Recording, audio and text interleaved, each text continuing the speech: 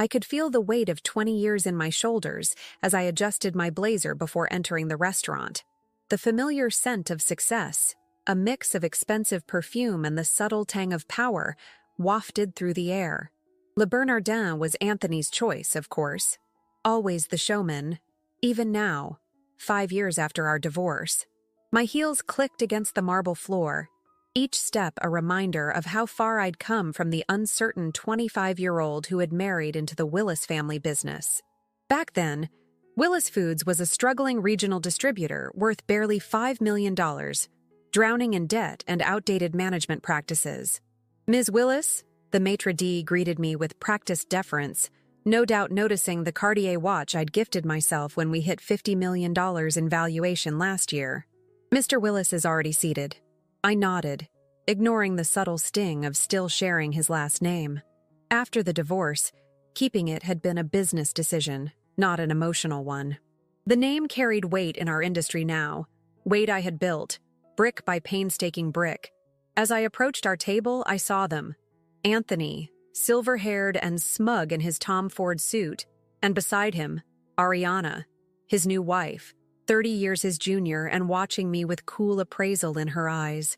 Her red dress was designer, her diamonds flawless. I recognized the look of someone who thought they'd already won. Catherine? Anthony stood with practiced charm, kissing my cheek as though we were old friends rather than battle-scarred veterans of a 15-year marriage and bitter divorce. You look wonderful. Business must be booming. It is, I replied, meeting his eyes directly. We cleared $100 million in valuation last quarter.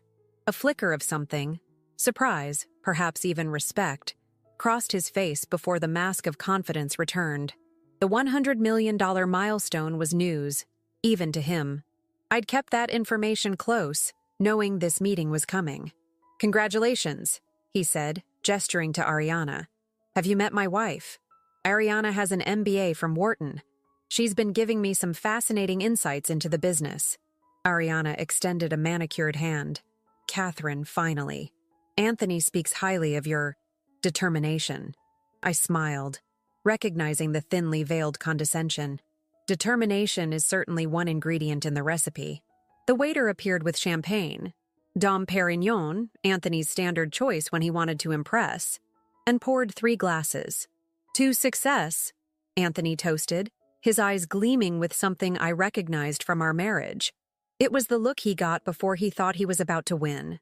I sipped the champagne, saying nothing, watching him over the rim of my glass. 5 years ago, when Anthony had walked out, citing irreconcilable differences while moving his assistant into a penthouse apartment, I'd been devastated. Not just by the betrayal, but by the timing. We'd just secured a major contract that would put Willis Foods on the national map. So, Anthony said, setting down his glass with a decisive clink, I wanted to discuss the future of Willis Foods. I'm listening, I replied, keeping my voice neutral despite the sudden tension in my shoulders. The board and I have been talking, he began, and my stomach tightened. Though I ran day-to-day operations as CEO, Anthony had maintained his position as chairman after the divorce, a concession I'd made to keep peace during a critical growth phase. We think it's time for fresh leadership, he continued, reaching for Ariana's hand. Someone with new ideas, modern perspectives.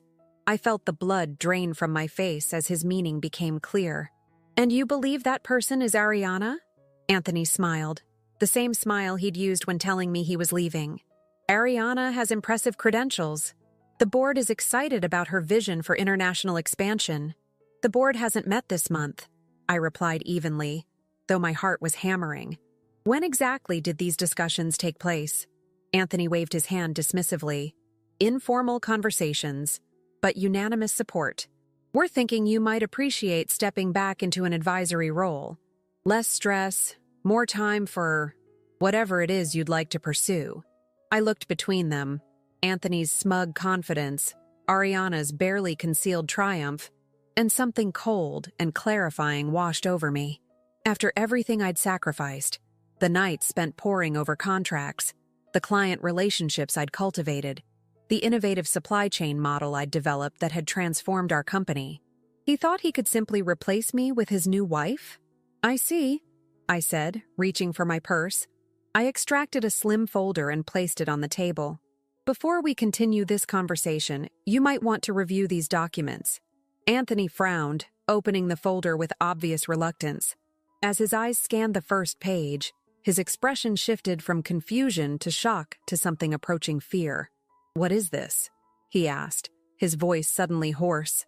"That," I said, taking another sip of champagne, "is why you might want to reconsider your plans for my future with the company." Ariana reached for the papers, but Anthony's hand closed over them. "Not now," he said sharply, and I saw a flash of surprise in her eyes at his tone. The tension around our table was thick enough to cut with a knife as Anthony stared at me, trying to process what he'd just read. What he couldn't possibly have anticipated was how thoroughly I'd prepared for this moment. Because 5 years ago, when he'd walked out, I'd made myself a promise. Never again would Anthony Willis have the power to blindside me. But as his face paled, reading through the documents that detailed exactly what I knew and when I'd discovered it, I realized there was something Anthony hadn't counted on, something that would change everything about his carefully laid plans, and he had absolutely no idea what was coming next. I still remember the exact moment when I realized Anthony was trying to steal the company from under me. 6 months ago, on a rainy Tuesday afternoon, an unmarked envelope had appeared on my desk. Inside was a copy of board meeting minutes, a meeting I had never been informed about. "What is this?" I had asked my assistant, Megan, who looked as confused as I felt. It was delivered by courier, no return address. Her eyes had widened as she scanned the document over my shoulder. "Ms. Willis, this says they discussed replacing you as CEO." My blood had run cold as I read through the minutes. Anthony had convened a special session with 3 board members, all old friends of his father's, to discuss leadership transition concerns. The language was carefully coded, but the intent was clear. They were building a case against me. That night, alone in my home office, I'd pulled out old financial records, tracing the company's growth trajectory since I'd taken over active management. The numbers told an undeniable story. Under my leadership, Willis Foods had grown from a struggling regional distributor to a national powerhouse. I'd secured the Westfield contract that had been our breakthrough moment. I'd developed the proprietary inventory management system that had cut our costs by 22%. I'd personally wooed the investors who funded our expansion into sustainable packaging. And now Anthony wanted to hand it all to his new trophy wife. The betrayal cut deep, but it also awakened something in me. A cold, calculating resolve I hadn't known I possessed. If Anthony wanted war, I would give him one. But I would fight smarter, not harder. My first call had been to Donald Duncan, an old college friend who had become one of the most respected forensic accountants in the country. "I need you to look at something for me," I told him, discreetly. What Donald uncovered over the next few weeks had been both shocking and, in a strange way, vindicating. For years, Anthony had been skimming from company accounts, small amounts, cleverly disguised as consulting fees to shell companies. Nothing that would raise immediate red flags, but substantial when added up over time.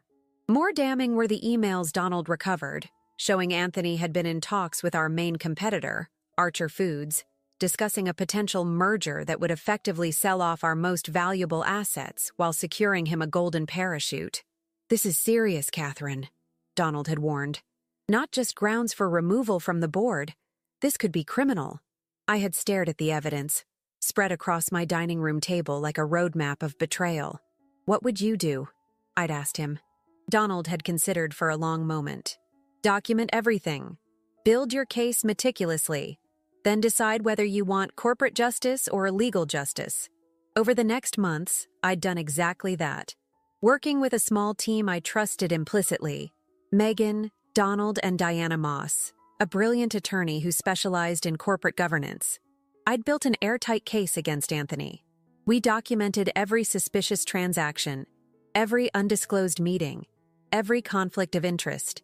What Anthony didn't know, what he couldn't have known, was that 2 weeks ago, I'd met privately with the 4 other board members, sharing carefully selected pieces of evidence. I'd watched their faces move from disbelief to anger to grim resolution. We had no idea, Gerald Matthews, our longest-serving board member, had said, his face ashen. "Catherine, you have our full support." Now, sitting across from Anthony and Le Bernardin, watching him flip through the folder containing just a fraction of what I knew, I felt strangely calm. The folder didn't contain everything, just enough to let him know that I was aware of his scheme with Archer Foods, the offshore accounts, the fabricated performance reviews he'd been building against me. "This is nonsense," he finally said, closing the folder with a snap. "Taken out of context. Misconstrued." "Is it?" I interrupted. "Because the board doesn't think so." The color drained from his face. "What do you mean?" "I mean, I've already spoken with Gerald, Patricia, Michael, and Sanjay. They've seen the evidence, all of it, not just this sample. There's an emergency board meeting scheduled for tomorrow morning." Ariana looked between us, confusion evident on her face. "Anthony, what's going on? What's in that folder?" Anthony ignored her, leaning toward me. "Catherine, be reasonable. Whatever you think you've found, I'm sure we can explain. Save it for tomorrow." I cut him off. "The board will want to hear your explanations, as will the SEC, potentially." At the mention of the Securities and Exchange Commission, Anthony's composure finally cracked. "You wouldn't I?" I held his gaze. "You were planning to push me out of the company I rebuilt. The company I saved after your gambling nearly bankrupted it 15 years ago." Ariana's head snapped toward Anthony. "Gambling? You told me it was a market downturn that—" "Not now, Ariana," Anthony hissed. I felt a flicker of pity for her. She clearly didn't know the real Anthony, the man who had lost $2 million at underground poker games while our company teetered on the brink of bankruptcy. The man I had covered for, paid off his debts, and then worked tirelessly to rebuild what his recklessness had nearly destroyed. "Tomorrow morning, 9 a.m., I said, standing up. "I suggest you prepare carefully." As I turned to leave, Anthony grabbed my wrist. "Catherine, wait. We should talk about this privately." I looked down at his hand until he released me. "We're beyond that, Anthony." I walked out of the restaurant with my head high, feeling lighter than I had in months. The game was in motion now, and Anthony would soon discover just how outmatched he truly was. What I didn't expect was the text message that lit up my phone as I slid into the back of my waiting car. "Catherine, it's Ariana. We need to talk. There's something about Anthony you don't know." I stared at the message, my finger hovering over the reply button. What could Anthony's new wife possibly tell me that I didn't already know? Was this a trap? A desperate ploy from Anthony, using Ariana to try to manipulate me? Or did she genuinely have information I needed to hear? As my driver pulled away from the curb, I made a decision that would alter the course of everything I thought I knew about my ex-husband's betrayal, and potentially change the fate of the company I had sacrificed everything to build. I agreed to meet Ariana at a small cafe in Chelsea, far from our usual business circles.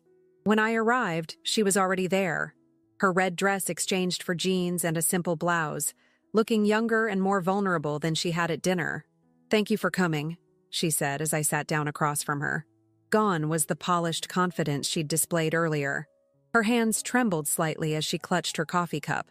"You said you had information," I replied, keeping my voice neutral. "I'm listening." Ariana took a deep breath. "First, I need you to know that until tonight, I had no idea about Anthony's plans to remove you from the company. He told me we were meeting you to discuss a new role he wanted to create for me, something in marketing or product development." I raised an eyebrow, skeptical. "You're his wife. You expect me to believe he didn't discuss his plans with you?" "That's just it," she said, leaning forward. "Our marriage, it's not what you think. It's not what anyone thinks." Something in her tone made me pause. "Explain." "Anthony and I met at a charity gala 2 years ago. He was charming, attentive. You know how he can be. But what started as a romance quickly turned into something else." She hesitated, glancing around the cafe before continuing in a lower voice. "About 6 months into our relationship, I discovered something strange. Anthony was receiving regular payments from a company called Archer Ventures." My breath caught. Archer Ventures. A subsidiary of Archer Foods, our biggest competitor. "I confronted him," Ariana continued. "He was angry at first, but then he made me an offer. He said he needed someone with my background and credentials to help him with a business project. If I married him and played along, he would pay me $2 million once it was complete. And what was this project? I asked, though I was beginning to see the outlines of it. To position me as your replacement, she said quietly. Anthony told me you were running the company into the ground, that the board wanted you out but needed a graceful transition plan. He said I would be the perfect figurehead. Young, qualified on paper, easy for him to control from his position as chairman. The pieces clicked into place with sickening clarity. And you agreed to this? Ariana's eyes filled with tears. I needed the money. My mother needs experimental cancer treatment that insurance won't cover. $2 million. It seemed like the answer to a prayer. She wiped her eyes. But I've been having doubts. And after seeing those documents tonight, hearing what Anthony has really been doing, she shook her head. This isn't who I am. I studied her face, looking for deception. Why tell me this now? Why not just walk away? Ariana reached into her purse and pulled out a flash drive. Because of this. I started keeping records months ago, just as insurance, in case Anthony tried to back out of our deal. Recorded conversations about the arrangement with Archer Foods. Emails he forwarded to me about his plans for the company after you were gone. Bank statements showing the payments from Archer Ventures. She slid the flash drive across the table. I didn't sign up to help dismantle a company that employs hundreds of people. And I didn't know about the gambling, or that you were the one who saved the company years ago. I picked up the flash drive, turning it over in my fingers. If what you're saying is true, this is corporate espionage. Anthony wasn't just trying to push me out. He was selling us to the competition. Ariana nodded. Archer plans to strip Willis Foods for its client list and distribution network, then dissolve the rest. Anthony gets a payout and a position on their board. A cold fury settled in my chest as I absorbed this information. Anthony wasn't just betraying me. He was betraying every employee, every supplier, every partner who had helped build Willis Foods. What do you want in exchange for this? I asked Ariana, still cautious. A clean break, she answered without hesitation. I'll testify to everything I know if needed, but then I want to disappear from this situation. No publicity, no scandal attached to my name. And, she hesitated, I still need money for my mother's treatment. I considered her request. The information she was offering could be invaluable, potentially saving the company from Anthony's scheme. But I had been deceived before. I'll need to verify what's on this drive first, I told her. If it checks out, I can arrange for your mother's medical expenses to be covered through the Willis Foundation. As for the rest, your testimony for your anonymity, that seems fair. Relief washed over Ariana's face. Thank you. There's one more thing you should know. She hesitated, seeming to weigh her words carefully. Anthony has a meeting scheduled with Archer's CEO tomorrow morning, before your board meeting. I think they're planning to finalize their arrangement. This was a complication I hadn't anticipated. If Anthony signed any agreement with Archer before the board could remove him. Where is this meeting happening? I asked. 7 a.m. at Anthony's penthouse. The Archer CEO is flying in specifically for this. I checked my watch. It was already past midnight. I needed to move quickly. Thank you for this information, I said, standing up. I suggest you don't go home tonight. Anthony will know you've spoken to me. Ariana nodded, looking both relieved and frightened. I've already booked a hotel room. As I left the cafe, my mind was racing. The board meeting was scheduled for 9 a.m., but by then, it might already be too late. I needed to act now, to get ahead of Anthony's plan before he could execute it. I called Diana, my attorney, despite the late hour. I need an emergency injunction, I told her when she answered. And I need it by 6 a.m. Catherine, that's nearly impossible, Diana replied, immediately alert despite being woken up. What's happened? Anthony is selling us to Archer Foods. I have evidence, but he's meeting their CEO at 7 a.m. to finalize the deal. There was a pause as Diana processed this. I'll call Judge Winters. He owes me a favor. Meet me at my office in 30 minutes with whatever evidence you have. As I directed my driver to Diana's office, I felt a strange mix of emotions. Anger at Anthony's breathtaking betrayal. Vindication that my suspicions had been correct. determination to protect the company I'd rebuilt. But beneath it all was a nagging question. Was I missing something? Anthony was calculating, but he rarely took unnecessary risks. The scheme Ariana had outlined seemed almost reckless in its brazenness. Was there another layer to his plan that even Ariana didn't know about? As the city lights blurred past my window, I turned the flash drive over in my hand, wondering what secrets it contained, and whether they would be enough to save Willis Foods from the man who had once vowed to love and honor me, but who now seemed determined to destroy everything I had built. What I couldn't know then was that the real shock was still to come, and that by dawn, the battle for Willis Foods would take a turn that neither Anthony nor I could have possibly anticipated. Dawn broke over the city as I stood in the hallway outside Anthony's penthouse, flanked by Diana, 2 security officers from Willis Foods, and a court officer bearing the emergency injunction Judge Winters had signed just 30 minutes earlier. The flash drive Ariana had given me had contained exactly what she promised: damning evidence of Anthony's conspiracy with Archer Foods to dismantle our company. "Remember," Diana murmured, "the injunction temporarily freezes Anthony's authority as chairman. He cannot legally sign any agreements on behalf of Willis Foods." I nodded, my heart pounding as I pressed the doorbell. After what felt like an eternity, Anthony's housekeeper answered, her eyes widening at the sight of our group. "Ms. Willis! Mr. Anthony is in a meeting." "This is a legal matter," Diana cut in smoothly, presenting the court order. "We need to see Mr. Willis immediately." The housekeeper hesitated, then stepped aside. We followed her through the marble-floored entryway toward Anthony's home office. Through the partially open door, I could hear voices, Anthony's and another man's, their tones urgent and businesslike. "I don't care about the potential complications," the unfamiliar voice was saying. "This deal needs to be finalized today, before—" Diana knocked firmly on the door, and the conversation abruptly ceased. A moment later, Anthony opened it, his expression morphing from irritation to shock when he saw me. "Catherine, what the hell is this?" "Legal intervention," I replied, stepping past him into the office where a silver-haired man in an expensive suit stood by the window. Victor Archer, CEO of Archer Foods. I'd never met him in person, but I'd seen his picture often enough. "Mr. Archer," I acknowledged him with a cool nod. "I'm sorry to say your trip has been wasted." Anthony's face flushed with anger. "This is a private meeting. You have no right to barge in here." "Actually, she does," Diana interrupted, handing him the court order. "This emergency injunction temporarily suspends your authority as chairman of Willis Foods, pending a full board investigation into allegations of corporate espionage and breach of fiduciary duty." Anthony scanned the document, his face paling.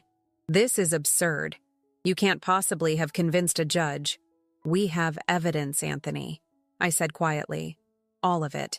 The payments from Archer Ventures, the emails about dismantling Willis Foods, your arrangement with Ariana." At the mention of his wife, Anthony's expression hardened. "She came to you." I should have known. Victor Archer, who had been watching this exchange with increasing alarm, stepped forward. "What exactly is happening here, Anthony? You assured me this transaction was above board." "It's far from that," I told him, opening my laptop to display the evidence we'd compiled overnight. "Mr. Archer, your company has been participating in a scheme to illegally acquire Willis Foods assets through a compromised board chairman. That opens Archer Foods to significant legal liability." Archer's expression darkened as he looked through the emails and bank statements. "Anthony, you told me this was a legitimate acquisition strategy, that the board was on board." "The board knew nothing about it," I corrected him. "In fact, they'll be voting to remove Anthony from his position in approximately 2 hours. Anthony's composed facade finally cracked. "This is a setup. Victor, she's trying to block the deal because she knows Willis Foods is failing. She's desperate. Willis Foods' valuation just hit $100 million, I cut in. Our quarterly reports show growth across all divisions. The only failure here is your attempt to sell out the company for your personal gain." Archer closed the laptop, his expression grim. "I think I've seen enough. Anthony, whatever arrangement we discussed is off the table. Archer Foods won't be associated with anything illegal." He turned to me. Ms. Willis, I apologize for my company's involvement. I was clearly misled about the nature of this potential acquisition. Your apology is noted, I replied coolly. Though I expect Archer Ventures will be hearing from our attorneys about the payments already made to facilitate this scheme. As Archer gathered his briefcase, clearly eager to distance himself from the situation, Anthony made one last desperate attempt. Catherine, be reasonable. We can work something out. The company needs both of us. No, Anthony, it doesn't. I gestured to the security officers. These gentlemen will escort you to the board meeting. You can explain yourself to everyone at once. As the security officers moved toward Anthony, something shifted in his eyes. A coldness I recognized from our worst moments during our marriage. You think you've won, he said softly, but you're forgetting something important. And what's that? I asked, suddenly wary of his calm. The Willis Family Trust, he replied with a twisted smile. My father's trust still controls 30% of the company shares, and I'm the sole trustee. Even if the board removes me as chairman, I still control those votes. I felt a chill at his words. The trust had been established by Anthony's father decades ago, with provisions that gave the trustee significant power. It was a detail I'd overlooked in my focus on the immediate threat of the Archer deal. That trust was intended to protect the company, not destroy it, I argued. Your father would be appalled at what you're trying to do. My father is dead, Anthony replied coldly, and his intentions are irrelevant. The legal reality is that I control those shares. So go ahead, have your board meeting. Remove me as chairman. But remember, I can still block any major decision you try to make. I can make Willis Foods ungovernable until you agree to my terms. For a moment, the victory I'd felt moments ago wavered. Anthony was right. The trust shares gave him significant leverage, even without his board position.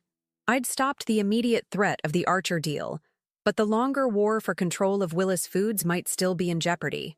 But then I remembered something. A conversation from years ago when Anthony's father was ill and we were reviewing the company's legal structures. A conversation about the trust's provisions that Anthony had never been part of. I smiled slowly, the tension leaving my body. You're bluffing, Anthony. You haven't read the full trust document in years, have you? A flicker of uncertainty crossed his face. What are you talking about? I know what's in my father's trust. Do you? Because I had a very interesting conversation with your father before he died, about a provision he added in the final amendment, one that you apparently never bothered to review. Anthony's confidence visibly faltered. What provision? The moral turpitude clause, Diana interjected, clearly following my lead. It states that if the trustee engages in illegal activity that threatens the company's interests, trusteeship transfers automatically to the next eligible family member. There are no other family members, Anthony scoffed, but I could see doubt creeping into his expression. No other blood relatives, I corrected him. But the amendment specifically named me as successor trustee in such a circumstance, regardless of our marital status. Your father always did think I was the one with the head for business. Anthony's face went ashen as he realized the implications. If the clause existed as I described, his last leverage point would disappear.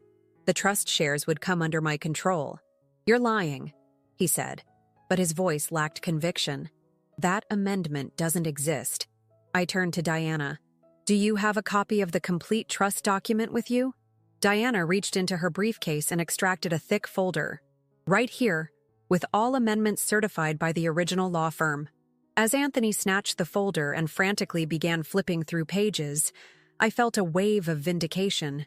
His father had indeed added that provision during his final illness.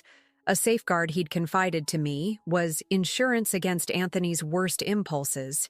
At the time, I'd been touched by his faith in me, never imagining how crucial it would one day become. Anthony finally found the page he was looking for, reading it with growing horror. When he looked up, the defeat in his eyes told me everything. It's over, Anthony, I said quietly. The Archer deal is dead. By this afternoon, you'll be removed from the board. And with this evidence of your conspiracy with Archer Foods, the trust shares will transfer to me under the moral turpitude clause. For a moment, Anthony looked truly lost, a man watching everything he had schemed for collapse around him. Then, with a sudden movement, he lunged toward his desk drawer. The security officers moved quickly, restraining him before he could reach whatever he was grabbing for. As they pulled him back, I stepped forward and opened the drawer myself. Inside was a handgun. The room went deathly silent as we all stared at the weapon. Had Anthony actually been desperate enough to? I couldn't even complete the thought. "Mr. Willis," one of the security officers said, his voice hard, "you're now facing potential charges far more serious than corporate malfeasance." As they restrained Anthony more securely, I found myself suddenly exhausted. The adrenaline that had carried me through the night was fading, leaving behind a hollow ache as I confronted how far my ex-husband had been willing to go. Diana placed a gentle hand on my shoulder. "We should go. The board will be gathering soon." I nodded, unable to look at Anthony any longer.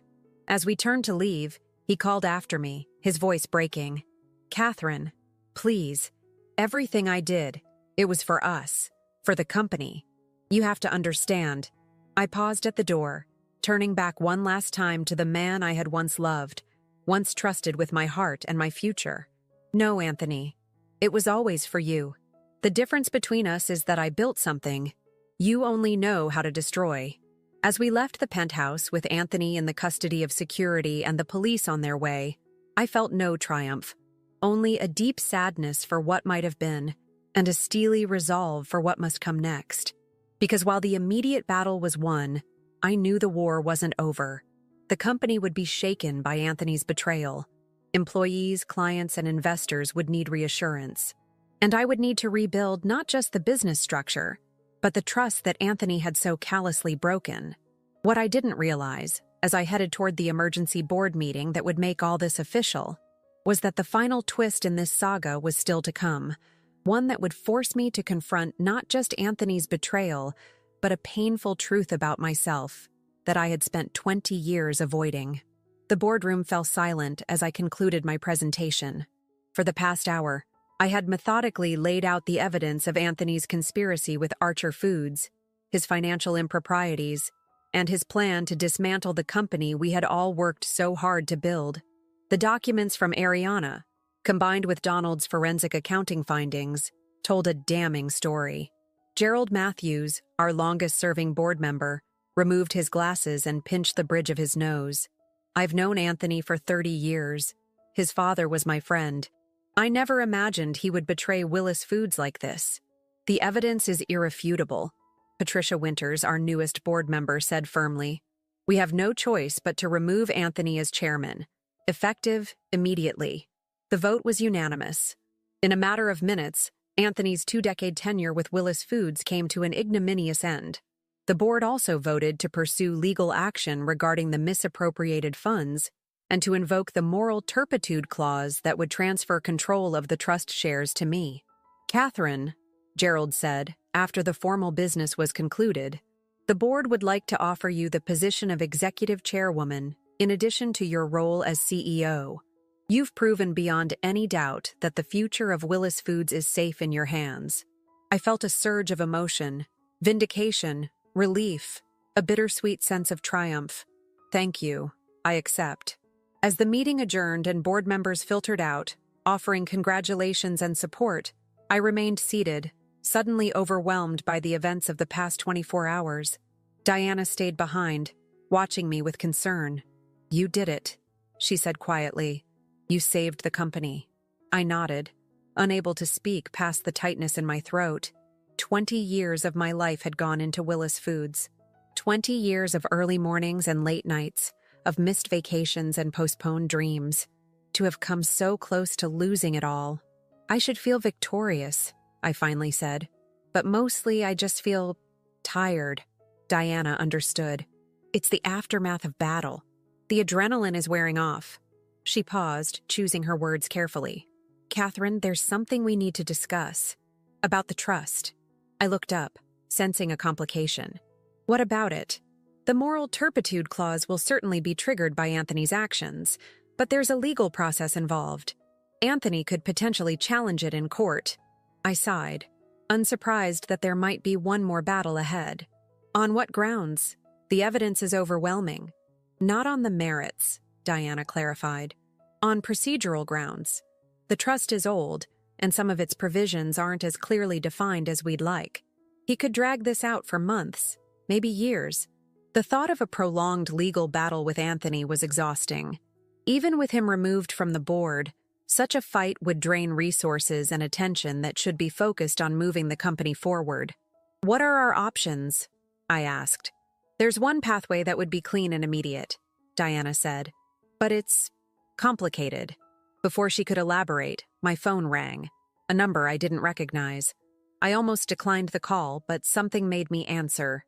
Catherine Willis. "Ms. Willis? This is Detective Morales with the NYPD.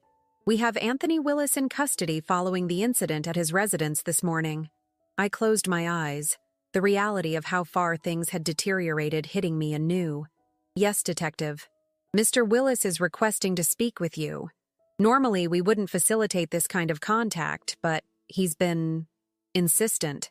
Said it concerns the future of your company." I looked at Diana, who had heard enough of the conversation to guess its nature. She raised her eyebrows questioningly. "I'll come down to the station," I decided, "but I'll be bringing my attorney." An hour later, Diana and I were led to an interview room where Anthony waited, looking diminished in his rumpled suit from the morning. The confident, commanding presence he had always projected was gone, replaced by a hollow-eyed man who seemed to have aged a decade in a day. "You came," he said, his voice hoarse. "You said it concerned the company," I replied coolly. "I'm here to listen, nothing more." Anthony glanced at Diana, then back at me. "Could we speak privately?" "Absolutely not," Diana answered before I could. "Anything you need to say to Ms. Willis can be said in my presence." Anthony sighed, then nodded in resignation. "Fine. I wanted to propose a resolution." I raised an eyebrow but said nothing, waiting. "I won't fight the trust transfer," he said. "I'll sign whatever documents are needed to make the transition immediate and clean. No challenges, no delays." Diana and I exchanged glances. This was exactly what we needed, but Anthony's sudden cooperation seemed suspicious. "Why would you do that?" I asked. "Because I want something in return," he answered. "I want immunity from criminal charges related to the company's finances." So that was it. Anthony had finally realized the full extent of his predicament. The evidence we had gathered went beyond corporate governance issues. It documented financial fraud that could lead to serious criminal penalties. "That's not my decision to make," I told him. "The district attorney—" "They'll consider your recommendation," Anthony interrupted. "As the victim of the alleged crimes, your position would carry significant weight." I studied his face, searching for the manipulative, calculating man I had come to expect. But all I saw was fear and desperation. "There's something else you should know," Anthony added when I didn't immediately respond. "Something I never told you about the early days of Willis Foods." I frowned, suspicious of this sudden need for disclosure. "What are you talking about?" "Your innovations, the inventory management system, the sustainable packaging initiative. They weren't entirely your ideas." I felt a flash of anger. Even now, was he trying to diminish my contributions? "I developed those systems from the ground up, Anthony. You know that." "Yes and no," he said, leaning forward. "What you don't know is that your father had been working on similar concepts before his accident." The mention of my father sent a jolt through me. He had died in a car crash when I was 19, 6 years before I married Anthony and joined Willis Foods. I'd barely known about his professional life. "What does my father have to do with this?" My voice had lost its professional edge. "Your father consulted for Willis Foods in the early 90s, Anthony said.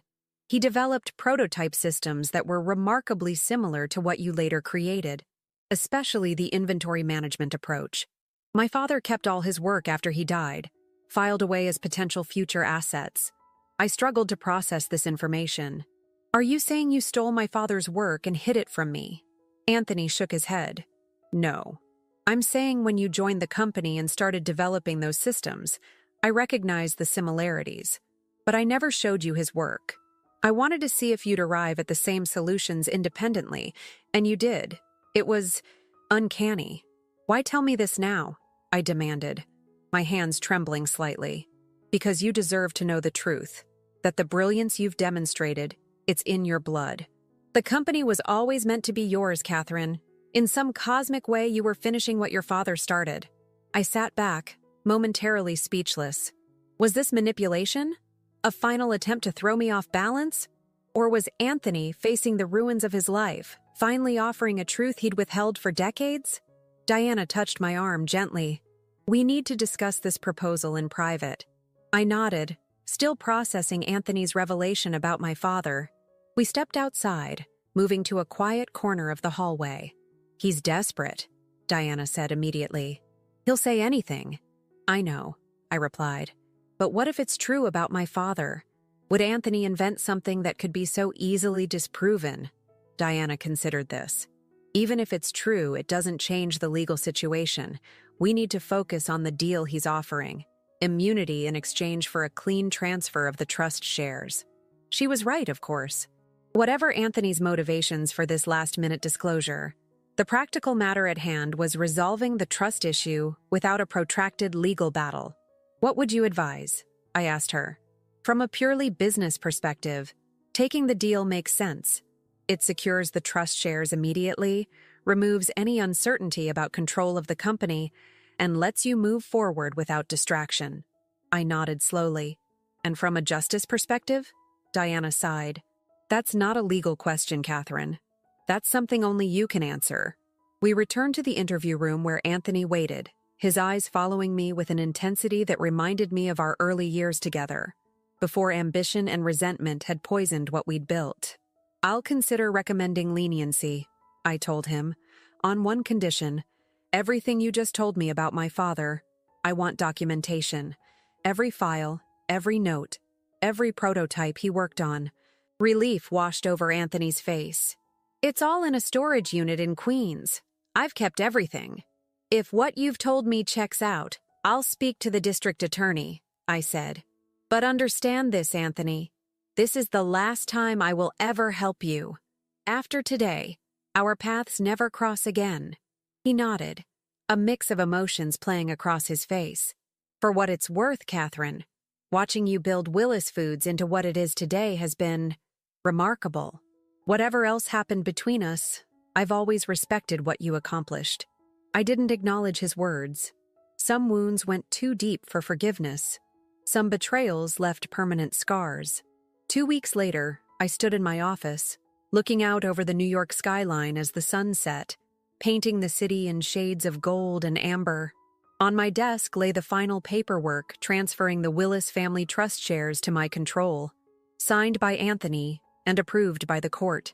Beside it was a worn leather portfolio containing my father's work from nearly 30 years ago, the seed ideas that had, unknowingly, guided my own innovations. Anthony had been telling the truth about that at least. Pages of my father's neat handwriting outlined concepts that were eerily similar to systems I had later developed on my own. It was as though some part of him had lived on through me, guiding my instincts without my knowledge. A knock at the door drew my attention. Megan entered carrying a small gift box. The board sent this, she said, placing it on my desk, for your official appointment as executive chairwoman tomorrow. After she left, I opened the box to find an elegant silver nameplate for my desk. Catherine Willis, executive chairwoman and CEO. My fingers traced the engraved letters of my name, Anthony's name, technically, the one I had kept after our divorce because it carried weight in the business world. But now, for the first time, it felt truly mine. Not a borrowed identity, but one I had earned through 2 decades of relentless work and unwavering vision. My phone pinged with a message from Donald. Final valuation report complete. Willis Foods now officially worth $120 million. Congratulations, Catherine. I smiled, setting down the phone. In the quiet of my office, with night falling over the city, I allowed myself a moment to simply breathe, to acknowledge the journey that had brought me here and the battles I had won. What Anthony never understood, what he could never grasp despite his intelligence and ambition, was that building something lasting required more than clever schemes and power plays. It required vision, persistence, and integrity. It required loving what you built enough to put it before your own ego. In 2 days, I would stand before the entire company and outline our path forward. New investments in sustainable packaging, expansion into emerging markets, enhanced benefits for our employees. The future of Willis Foods was brighter than ever, no longer shadowed by Anthony's machinations. As for me, I had discovered something unexpected in the crucible of these past weeks, a sense of peace I hadn't felt in years. Anthony's betrayal had been a final severing of the past, painful, but ultimately liberating. And the discovery of my father's work had given me a sense of connection I had long believed lost. I was no longer Catherine Willis, the woman who had married into a family business and saved it from collapse. I was Catherine Willis, the visionary who had transformed that business into something extraordinary, continuing a legacy I hadn't even known was mine to carry. Tomorrow would bring new challenges, new opportunities, new mountains to climb. But tonight, in the quiet triumph of this moment, I allowed myself to simply be proud of the woman I had become, not defined by Anthony's betrayal or anyone else's expectations, but by the strength I had found within myself. The company was mine. The future was mine. And for the first time in 20 years, I was completely free to shape both exactly as I chose. The glass ceiling I had spent my career pushing against hadn't just cracked, it had shattered completely. And in that achievement, I had discovered my most important truth. The greatest power isn't in conquering others, but in becoming exactly who you were always meant to be.